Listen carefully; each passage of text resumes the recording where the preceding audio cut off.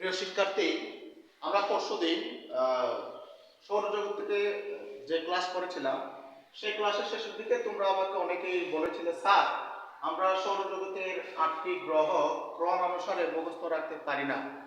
তো তোমরা এই ছোট্ট একটি টেকনিক অ্যাপ্লাই করে এটা মনে রাখতে পারো। মনে রাখবে, প্রত্যেকটা সমস্যা এক বা একাধিক সমাধান থাকে।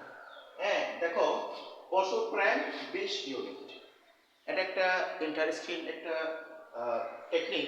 তোমরা শুধু এটা মনে রাখবে, তাহলে কিন্তু ক্রমানুসারে তোমরা সৌরজগতের 8টি গ্রহ সহজে মনে রাখতে পারবে। দেখো, বসুর প্রায় 20 ইউনিট। তাহলে আমরা ব দিয়ে কি বুধ, সু দিয়ে শুক্র, বুধ শুক্র। ববিন্দুরটা আমরা অতিরিক্ত লিখেছি এটাকে সম্পূর্ণ করার জন্য। এবার প্রায় দেখো, প্রায়তে কি হবে পৃথিবী, মতে মঙ্গল, পৃথিবী মঙ্গল 4টা চলে গেল। বসুতে 2টি আর প্রেমে 2টি, 4টি। এবার 20 বর্ষিকার ভিত্তি কি বৃহস্পতি, তলবর্ষতে শনি, তাহলে 20 গেল 2টি, 6টি চলে গেল, এবার 2টি। ইউরেনাস, নিট, নেপচুন। এভাবে তোমরা সহজে মনে রাখতে পারো, তাহলে আর কিন্তু বলবে না। দেখো, বুধ শুক্র পৃথিবী মঙ্গল বৃহস্পতি শনি ইউরেনাস নেপচুন।